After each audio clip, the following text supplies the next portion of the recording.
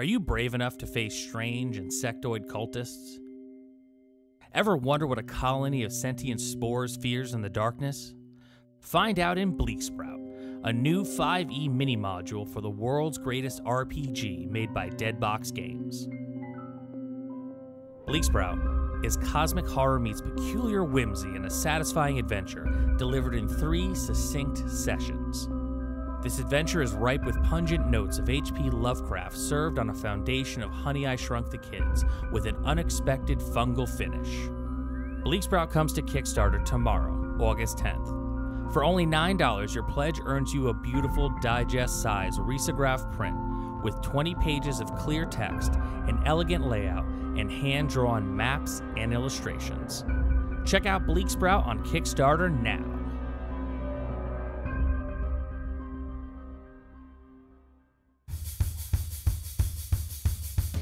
This is the Vintage RPG Podcast, your source for the best in classic and contemporary RPGs. With your hosts, Hambone and Stu.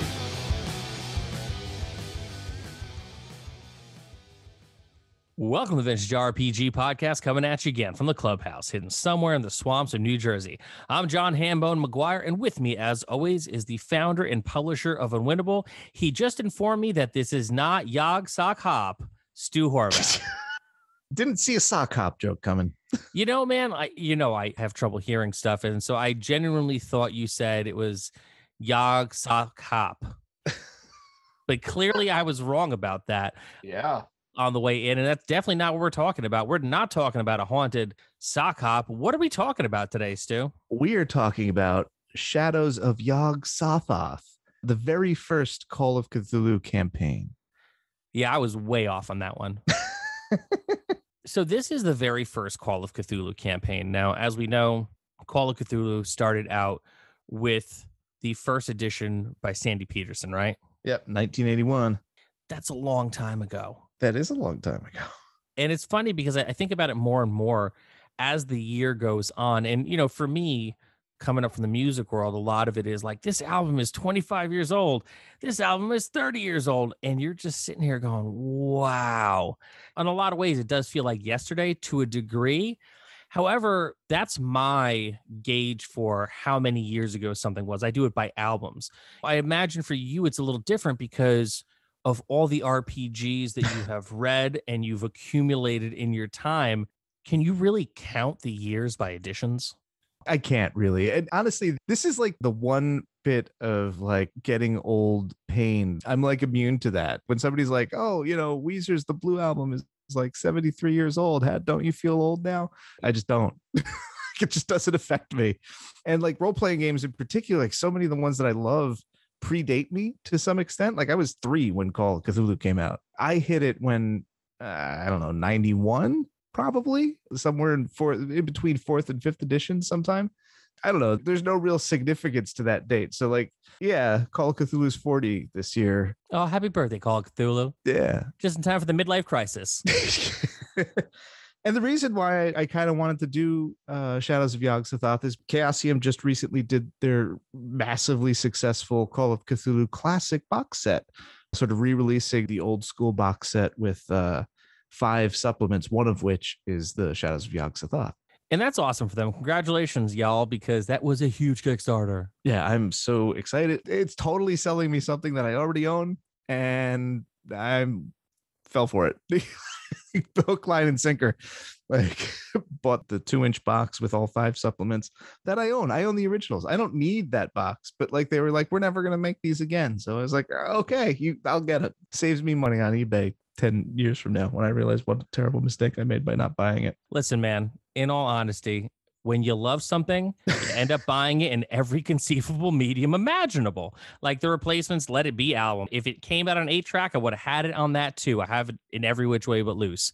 So I get it. This is a compulsion that I've had. And some of our friends have had the same problem with specific records. And I have one, the Muswell Hillbillies album by the Kinks. Every time I see that in a store, I own that. My wife owns a copy. We have 2 copies in this house, but every time I see it, it's always for less than $8. And I think, maybe I can get another copy. It'll be like buying it for the first time all over again. Yeah, but it's not because you've already owned 4 copies. Yeah. I think there's something about role-playing games that brings this out in particular. I feel like, especially those first formative role-playing games that we play and buy, I think that we want to buy them over and over again because we want to somehow reenact or relive those experiences, because like it's not just a book that you're buying, it's like it's a whole bunch of memories with friends playing over the course of time, so like there's a lot that gets caught up in that. So I think that like you want to buy these things over and over again because it's like a symbolic ritual of reenactment. Yeah, folks, I guess this is not exactly the conversation you'd imagine you'd be tuning in for when you're going to talk about this episode, but here we are. We have feelings. So complicated ones. Very complicated ones. But how do you feel about this campaign, Stu? Pretty much I could find something to love in any Call of Cthulhu product. And that goes for stuff that was not published by Chaosium too. Like there's just something about it. There's always something in the vibe that I could find and appreciate. I find that the early Call of Cthulhu stuff for the first and second edition, it skews a little bit too much towards the D&D style of scenario construction. So like you're looking at sort of like lots of monster closets and, underground spaces like dungeons where, a lot of combat's going to happen. And that's just not the situation you want to be in Call of Cthulhu, because like if there's a lot of combat, your characters are going to die. The basic system is like super deadly and super fast at being deadly. Yog-Sothoth came out in 82. That's less than a decade after D&D. And Call of Cthulhu is sort of like a radically new game compared to everything else that was out at the moment. So I think that there was just sort of like a moment of a couple years where it took sort of successive attempts at scenario writing before they were sort of like nailed that investigation segment that's followed up by a confrontation and culmination segment that is not nearly as combat centric as the original crop of scenarios was. And Shadows of Yog-Sothoth sort of falls into that. But it also sets the template for like this idea that Call of Cthulhu should be these like wide-ranging, freewheeling international conspiracies. It's a multi-part adventure. Each individual chapter is sort of a discrete story, and they're all interconnected. You're sort of trying to upset this larger conspiracy to awaken Cthulhu from his slumber early. And no one likes to be woken up from a nap early. Yeah, I mean, like this dude's been asleep for thousands of years. You don't want to wake that guy up early. The really hilarious thing about it is he wakes up, he briefly in 28 in the Lovecraft story, The Call of Cthulhu. So I guess the idea is trying to say that those events of that story are sort of spurred on by the events of this campaign. And that's really kind of clever. You're marrying the adventure to the fiction, but doing it obliquely, right? You're not reenacting the actual story, but you're sort of creating a story adjacent to the original story. And they don't have the balance dialed in. I feel like there's lots of interesting ideas. They have, one of the best Call of Cthulhu villains is in here, Karl Sanford, who is based loosely on Sandy Peterson, I believe, sort of a play on his full name. And he's an awesome villain. He has like gate technology or magic, and he like can jump through gates and disappear on you, and like is a very excellent kind of pulpy villain, one of the most powerful sorcerers to appear in the game. He's so interesting that after all of this gets screwed up, it's assumed that he survives because he shows up in the Shanghai chapter of Masks of Nyarlathotep, hanging out with one of the Nyarlathotep cultists. It's just like living in his house. That seems kind of on brand for like a dude who like hangs with cult. It's like, oh, gotta kick rocks. The fuse burned out, so let's go find another cult across town or across the ocean. Yeah. I guess over the course of the scenario, obviously Cthulhu's city, I'm not even going to try and pronounce it. Rilye? There, I lied. I did try and pronounce it. Who knows if that was right. Does rise, and like you have to perform a ceremony to set it, get it sinking down again so he doesn't wake up. The latter scenarios are sort of the most interesting and most fun, but they're also super deadly. There's like the crawling one is sort of a humanoid man out of worms, and he's like a terrible sorcerer in his own right. And it's on Easter Island, and there's giant monsters. There's a great 2-page spread in the middle of the original book called The Catch, in which like this small yacht is doing battle with like a gigantic shark that has come out of the ocean. And it's like, how do you survive that? Shotguns aren't going to save you. Oh my God. You're right. Shotguns are definitely not going to save you. And I think for me, the thing I really clung to with Cthulhu, because I came from D&D. That was strictly the only thing I played for years, and I know in my own way I approached Cthulhu really wrong when I first got in there because I was like, whatever, man, I got a shotgun, and I learned the hard way that shotguns are definitely not going to save you. However, I think one of the things I appreciate most about this kind of thing is that even though the world is big, what you are going through in the game is kind of small. Yeah. And kind of very closed in. Like, I think the best part about Cthulhu is when it slows down, because you don't want it to speed up. Because even though you have this closed in like little world that you're trying to exist and survive in, the minute the world opens up, you're fudged. That's the thing. I've been running Horror on the Orient Express, and that's exactly what happens. It's nice and slow, almost disarmingly so for the first 2/3, I would say, and even more so in the revision, because you have like these breathers with the flashback episodes, and it really lulls the players into a false sense of security. And once the game decides to speed up and really like hit its plot points, it's such a death fest, man. We currently have just one character who's lasted through all of the scenarios that we've played so far. And only 2 of the characters were there at the beginning of the start of Horror on the Orient Express. We're 2 characters away, murder-wise, from just like a totally different group of people finishing this campaign that started it. And that's awesome. But it's also like really dismaying and how at like the toll. It's been wild. It sounds like a meat grinder for all intents and purposes. It is. But that's what happens as soon as you have to have plans in place for like the replacement of characters. Having characters die and go crazy in Call of Cthulhu is the fun part. It's the inversion of that D&D power fantasy where it's like a slasher movie where like the kills are the thing that attracts you to the movie. It's like, oh, how are the kills? And it's sort of the same thing. But to do that, to facilitate that, you kind of have to have like this way to bring in new characters pretty easily. With Horror on the Orient Express, it's easy because you're on a train and there's people often in the cabin next door while your character's dying that can kind of just immediately be dragged into the plot. And that's how you can sort of tell that that's a newer Call of Cthulhu campaign as opposed to Shadows of Yog-Sothoth. There's no support or even thought of support yet in the writing of it. I feel like the bigger Call of Cthulhu campaigns, the notable ones, sort of work really hard to ensure that it's one big story that might be episodic and might go to different locations, but the overarching narrative is all interconnected, which is another thing that Shadows of Yog-Sothoth isn't. The first third to half of the chapters are very much like their own stories where you're sort of like, oh, there's something bigger going on here, but like you don't really so much get like a big plot. It's more like an A-team sort of situation where you're playing the same plot a couple times and all of a sudden like you get like the season finale.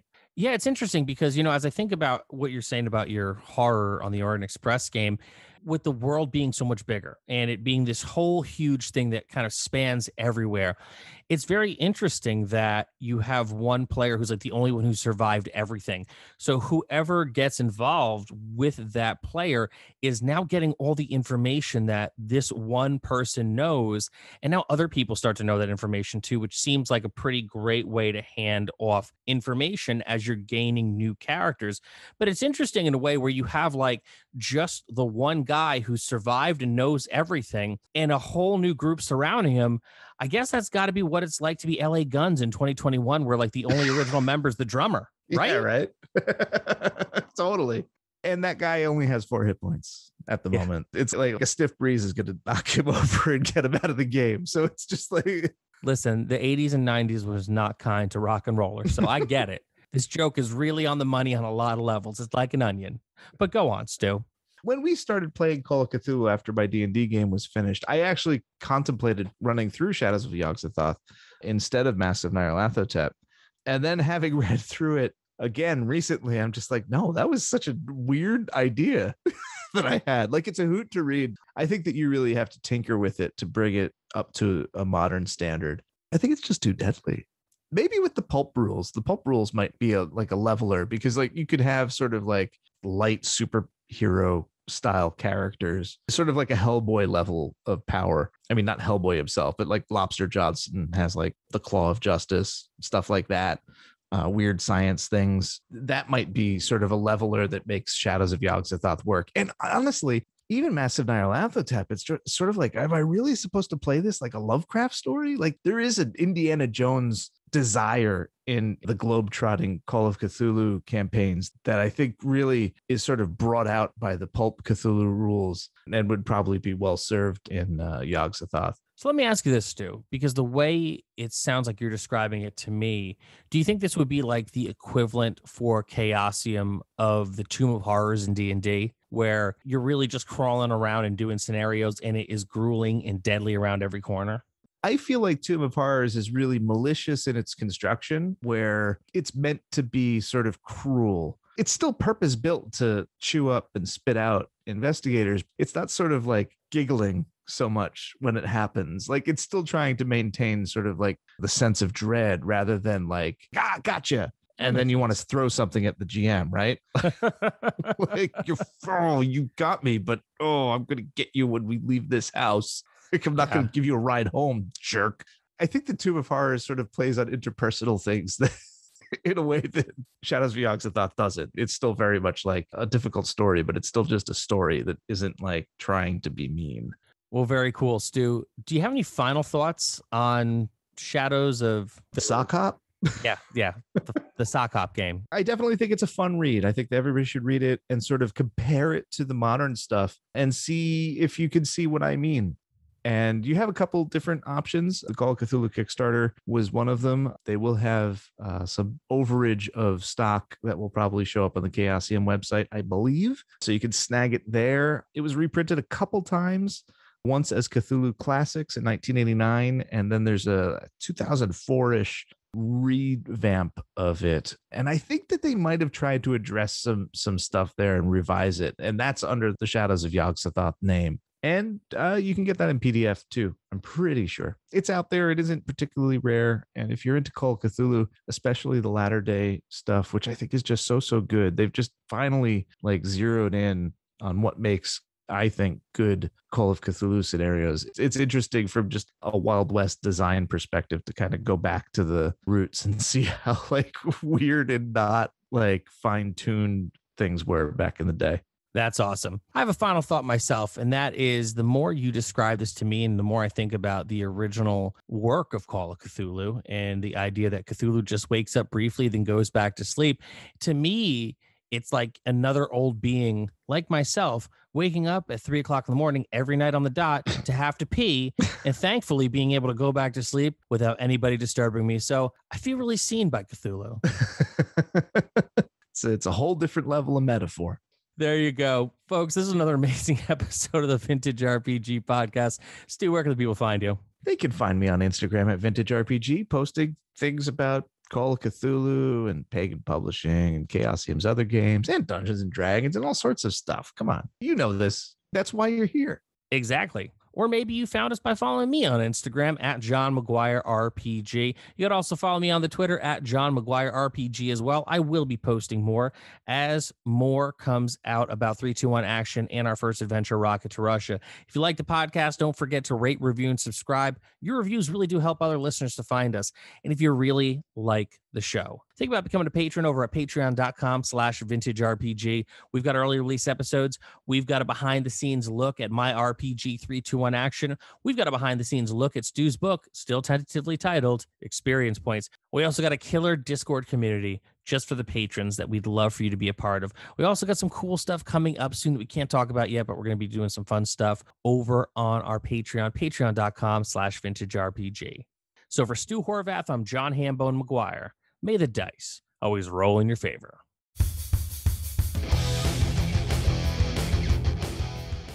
Thanks for listening. Don't forget to like, review, and subscribe to the podcast. Every review helps other listeners to find us. The Vintage RPG Podcast is a ham-fisted production. Music by Dega West. Art by Schaefer Brown. If you like the podcast, you should also consider becoming a patron at patreon.com.